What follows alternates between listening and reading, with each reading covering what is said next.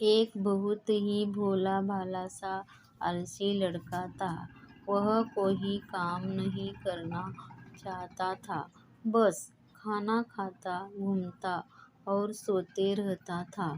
एक दिन उसे किसी ने बताया कि एक आश्रम है जहाँ पर कुछ नहीं करना पड़ता है और हर दिन 2 समय का खाना और नाश्ता मिलता है।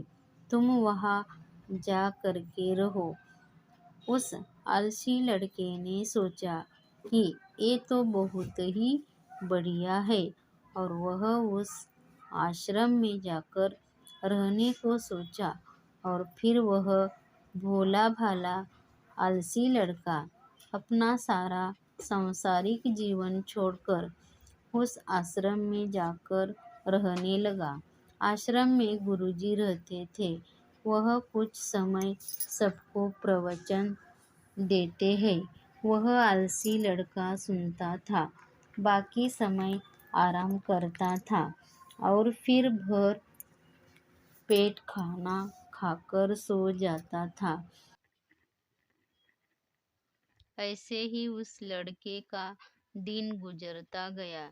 एक दिन उस आश्रम में कुछ भी नहीं बना। नाश्ते के समय नाश्ता नहीं मिला। उसने सोचा, नाश्ता नहीं मिला, भोजन तो मिलेगा। अब भोजन के समय भी उसे भोजन नहीं मिला। लड़का दौड़ करके गुरुजी के पास गया और उसने पूछा कि आज भोजन क्यों नहीं बना।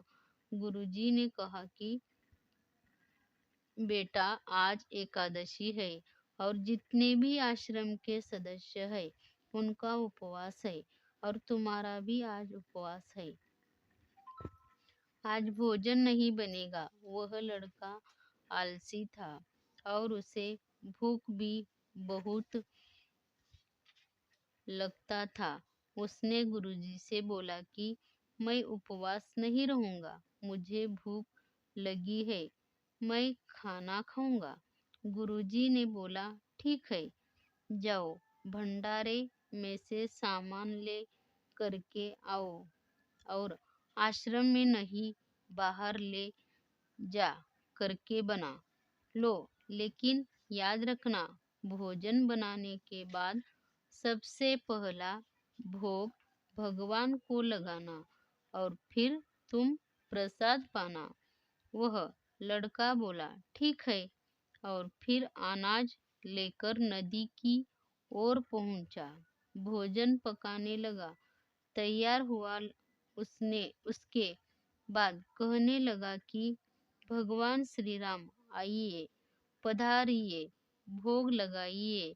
अब जब उसे लगा कि भगवान तो आ नहीं रहे हैं, तो फिर कहने लगा कि मुझे मालूम है आपको तो अच्छा खाने की आदत है। मैं बना नहीं पाया और मुझे अच्छा भोजन बनाने भी नहीं आता, लेकिन जो भी रूखा सूखा बना है आकर खा लीजिए।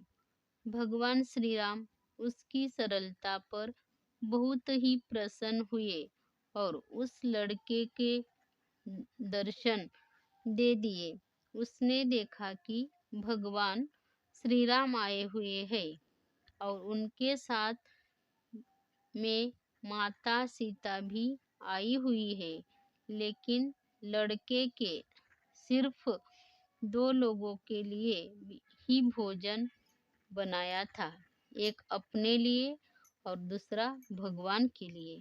और अब क्योंकि भगवान के साथ माता सीता भी आई हुई थी, तो उसने उस भोजन को माता सीता और भगवान के सामने ग्रहण करने के लिए रख दिया। भगवान श्री राम और माता सीता ने भोजन किया और उसके बाद जब वह जाने लगे तो यह भोला सा आलसी सा लड़का बोला कि प्रभु, आप आए, दर्शन दिए, बहुत अच्छा लगा। मुझे खाने को कुछ नहीं मिला, लेकिन कोई बात नहीं, लेकिन आपसे एक विनती है कि अगली बार जब आप आएंगे तो कितने लोग आएंगे, ये बता दीजिए, ताकि मैं उतने लोगों के लिए भोजन बनाकर रखा हो। भगवान श्री राम मन ही मन मुस्कुराए और फिर अंतर ध्यान हो गए। लड़का आश्रम गया। दिन बीतता गया और फिर एकादशी का दिन आया और इस बार उसने 3-4 लोगों के लिए अनाज लेकर के खाना बनाने के लिए नदी के किनारे पहुंचा और उसने बड़े प्रसन्नता से भोजन बनाया और इंतजार करने लगा कि प्रभु आइए और भोग लगाइए। इस बार लड़का देखता है कि भगवान श्री राम पूरा राम दरबार ले करके आए हैं, जैसे माता सीता, लक्ष्मण, भरत, हनुमान जी और सभी लोग आए हैं। लड़के ने 3-4 लोगों का भोजन बनाया था और इस बार भी भोजन कम पड़ गया। लड़के ने निराश होकर भोजन को प्रभु के आगे रख दिया। उन्होंने भोजन किया और फिर चले गए और इस बार भी लड़का फिर से भूख रह गया। अब लड़का फिर आश्रम गया। दिन बीतता गया और फिर एकादशी का दिन आया और इस बार गुरुजी से कहने लगा कि गुरुजी, मुझे इस बार थोड़ा ज्यादा अनाज चाहिए। गुरुजी सोचने लगे कि यह इतना सारा अनाज का करता क्या है, कहीं इसे बेचता तो नहीं है। फिर उन्होंने कहा कि ठीक है, भूख से परेशान रहता है। लड़के ने कहा कि नहीं गुरुजी, मैं भूख से परेशान नहीं रहता हूँ। प्रभु के साथ बहुत लोग आते हैं, उनको भी तो भोजन करना पड़ता है। गुरुजी को लगा कि लड़का पागल हो गया है, लेकिन गुरुजी ने सोचा कि चलो एक बार चलकर देखते हैं ही कि लड़का इस अनाज का करता क्या है। वह भोला सा लड़का अनाज ले करके नदी के किनारे पहुंचा और इस बार भोजन बनाया नहीं। उसने सोचा कि प्रभु हर बार ज्यादा लोगों को ले करके आते हैं, इस बार वह जितने भी आएंगे खुद बना करके भोग लगा लेंगे। और फिर प्रेम से प्रभु को बुलाने लगा। गुरुजी ये सब छुपकर देख रहे थे कि ये भोजन तो बनाया नहीं और प्रभु को बुला रहा है, लेकिन लड़के ने देखा कि इस बार प्रभु के साथ बहुत से लोग आए हुए हैं, तो उसने प्रभु के सामने हाथ जोड़ करके कहा कि प्रभु माफ करना, आप बहुत सारे लोग आते हो, मुझे संख्या पता नहीं होती है और मेरी हिम्मत भी नहीं होती है कि इतने सारे लोगों के लिए भोजन बनाओ।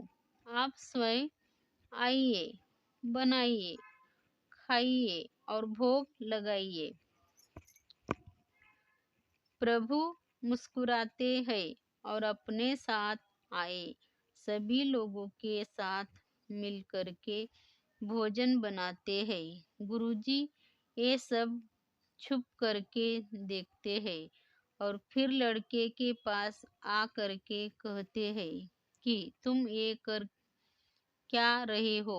लड़का कहता है कि गुरुजी, आपको दिख नहीं रहा है कि भगवान श्री राम पधार चुके हैं, माँ सीता आई हुई है, हनुमान जी आए हैं और भी सभी लोग आए हुए हैं, भोजन बन रहा है। गुरुजी ने बोला कि पागल हो गया है, मुझे तो कोई दिख नहीं रहा है।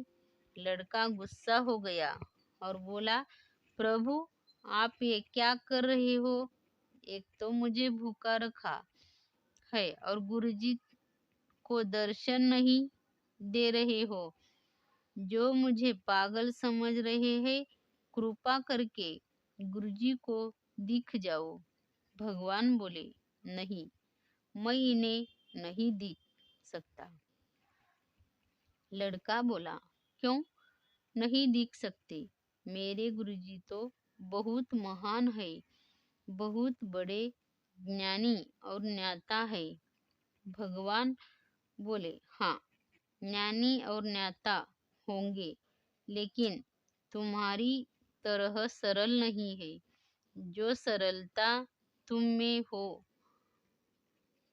है, वो तुम्हारे गुरुजी में नहीं है। लड़के ने ये बात गुरुजी से कह दी कि भगवान श्री राम कह रहे हैं कि आप में सरलता नहीं है, आप मेरी तरह सरल नहीं है, इसलिए आपको नहीं दिख सकते। गुरुजी की आंखें नम हो गई और रोने लगी कि और बोले कि बिल्कुल सही कहा, मेरे अंदर तुम्हारे जितना सरलता नहीं है। और फिर माफी मांगने लगे। फिर भगवान ने गुरुजी को भी दर्शन दिए। ये कहानी हमें सिखाती है कि जीवन में सरलता सबसे आवश्यक है। जितने सरल बने रहेंगे, उतना जीवन में आगे बढ़ते चले जाएंगे। जब आप सरल होते हैं तो आप खुद भी मुस्कुराते हैं और दूसरों को भी मुस्कुराने की वजह देते हैं। अगर आपको ये कहानी पसंद आई हो तो अपने दोस्तों के साथ ज़रूर शेयर करें और ऐसी ही प्यारी कहानियाँ सुनने के लिए हमारे यूट्यूब को सब्सक्राइब करें। धन्यवाद।